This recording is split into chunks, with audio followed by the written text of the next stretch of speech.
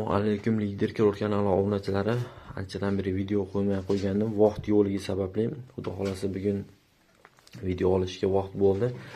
Oldingi videoyimda shu kattalarni yangilaganman. Shularni ko'rsatib beraman deb esimdan chiqib qolib ketibdi. Bugun shular haqida ko'rsatib, ma'lumot berib o'tib ketaman. Ko'pchilik telefon qilib so'rayapti, sotiladigan quyonlar bormi deb. Shular haqida ham bir ma'lumot berib o'tib ketaman. Xo'p, sotiladigan quyonlar yo'q hozircha. Xudo xolasa bo'lib qolsa video qilib chiqaraman.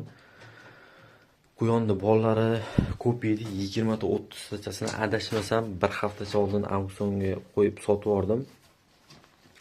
Sababi pul zarar bo'lib qolib, YouTube'ga video chiqarishga ham vaqt bo'lmadi. Shu bitikda bolasi qolgan, o'zimga endi zotga olib qolaman degan. Boshqalari, kattalari ham hozircha sotuvda yo'q. Bo'lib qolsa video qilib chiqazaman. Ko'pchilik telefon qilib Velikan sotuvda bormi, Velikan quyon bormi deb so'rashganda, bugun ham adashmasam 2-3 ta telefon qilib so'rashdi. Menda Velikan quyon yo'q. Asosiysi shu galant boqaman. Menda Velikan yo'q, boqish ham niyatim yo'q.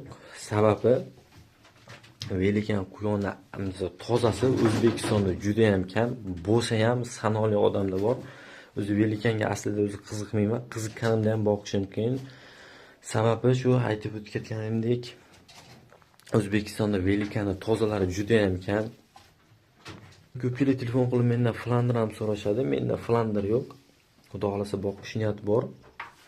O'zimda yo'q bo'lgani bilan telefon qilib aniq oladigan odam bo'lsa, Flanderni tanish bilishlardan topib berishim mumkin. Narxini ko'tarsa oladigan odam, nimaga narxini ko'tarsa deb aytib o'tkatyapman. Kanalimizda ko'pchilik quyonchilikni yangi boshlagan, tushunmaydiganlar ham ko'p. Xo'p, Flanderni misol sifatlisi emas, o'rta sifatlisi narxi bitta bir dona bolasining narxi donasi 7-800 mingdan boshlab $100, $200gacha donasining narxi. Shunga yarasha Flanderda rasxoti ham bor. Qanaqa rasxoti bor? Flanderda dunyodagi eng katta quyon, eng vesi og'ir quyon Flander bo'ladi. Shu vesiga yarasha, kattaligiga yarasha rasxoti ham bor. Misol uchun har 3-4 kunda bir tagiga shunaqa poxol solib almashtirib turish kerak. Poxol bo'lmasa ham misol apelka solsa ham bo'laveradi tagiga. Oyog'on tagida обязательно narsa bo'lishi kerak. Bo'lmasa narsa bo'lmasa oyog'on tagi yara bo'lib ketadi. Keyin vesiga yarasha, shu kattaligiga yarasha, qo'rimda ham shunga yarasha yeydi. Qo'rimda hozir o'rtacha bir qopin narxi 150 ming bo'lsa, shunga yarasha rasxot qiladi, shunga yarasha yeydi Flander. Shuning uchun narxi ham qimmatroq. O'zi asli narxi qimmat emas, shu yangi o'rgayotganlar uchun qimmat. Ko'pchilik telefon qilib 100 mingga Flander bormi, 200 mingga Flander bormi deydi. Unaqa narxga Flander yo'q. Aytib o'tib ketganimdek, bir dona bolasining narxi 7-800 mingdan boshlab $100, $200gacha. Endi tayyorini so'raydiganlar ham bor.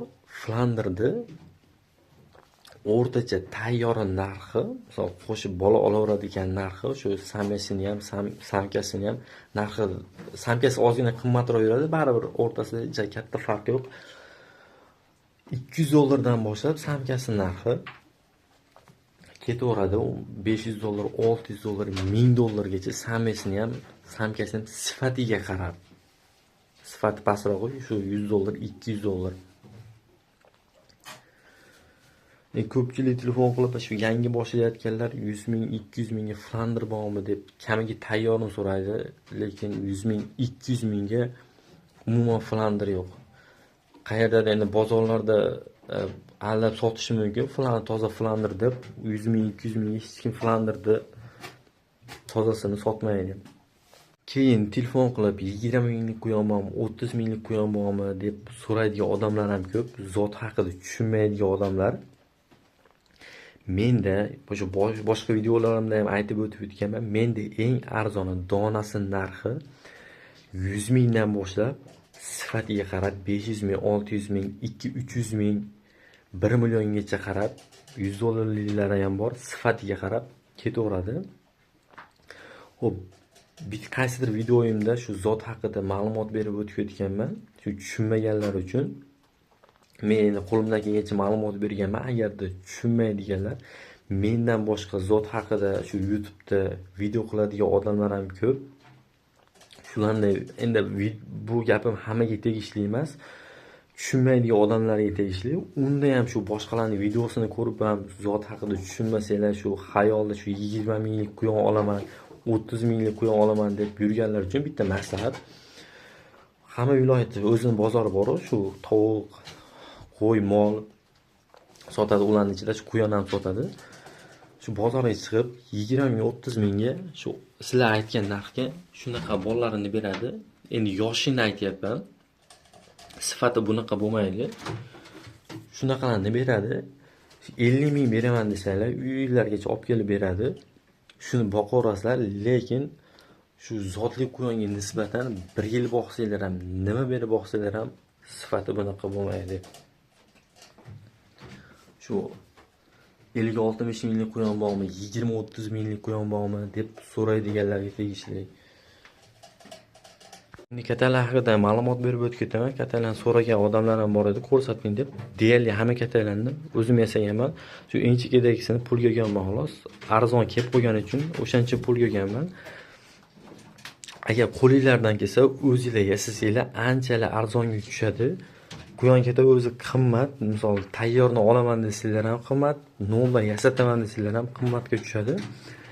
Bu katalarni yasab bo'lib, buzib boshqatda restavratsiya qilib yangilaganman. Tagini shunaqa setkalik qilib, axlatini pastga tushadigan qilib, shunaqa tortmalik qilganman. Buni qulayli taraflari ko'p, hozir tushuntirib o'tib ketaman. Oldin mana shunaqa holatda bo'lgan. Tagi pol taxtali edi. Har 3-4 kunda bir tagidagi poxol solib, yangi poxol solib, dezinfeksiya qilib, kuydirib chiqish kerak edi.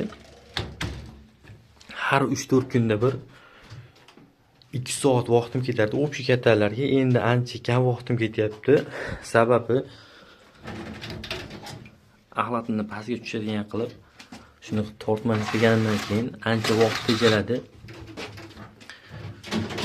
Buni plus taraflari vaqt tejalishidan ham quyoninglarni oyog'ini tagi toza holatda turadi. Hech qanaqa axlat pastga tushib ketgani uchun oyog'indagi top-toza turadi. Xo'p, buni ham yasash tartibi bor. Bu oddiy setka emas, rossiyskiy setka. Ancha katta bo'lishi kerak. Adashmasam metrini 50 mingga olganman. Bir hafta shunaqa bo'lib qoldi. Almashtirganimga. Mabodo o'zingizlar yasayman desalar ham shunaqa qalin setkadan yasashinglarni maslahat beraman. O'zim tunuka fon ish qilaman. Tunukasini ham qalindan qilganman. O'zi aslida boshqa odamga yasataman desanglar, tunukasini qalinligini 0.35 yoki 0.28 dan qilib qo'yishadi. Tunukaga buni qalinligi 0.50.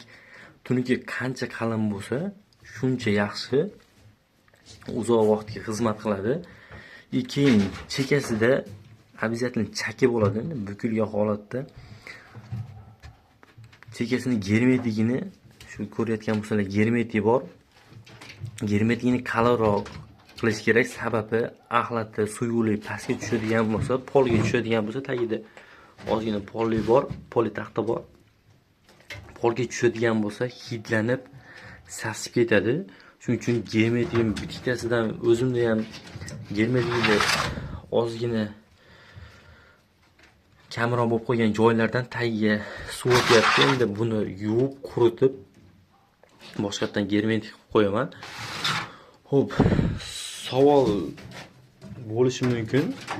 Qanaqa zotli quyonlarga shunaqa setkalik qilsa bo'ladi deb. Xo'p, bu yerda karli baran turibdi. Sredniy vez, bu yerda Golland, bu ham sredniy vez. Sredniy vezli quyonlarga qilsanglar bemalol bo'laveradi. Misol uchun o'sha mana Golland, karlik, bu yerda karlik xatotam turibdi. shunaqa zotli qo'ylarga qilsanglar bo'laveradi. Misol uchun Kaliforniyaga, keyin Burgundiya, shunaqa karli zotli qo'ylarga qilsanglar yaxshi bo'ladi, lekin Flander, Strakach, shu Dalmatin, Rex Dalmatin shularga qilsanglar oyog'im tagi yara bo'lib ketadi. Shuning uchun sredniy vес qo'ylarga qilsanglar yaxshi bo'ladi.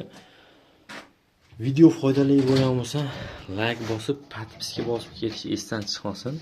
Hammanglarga rahmat.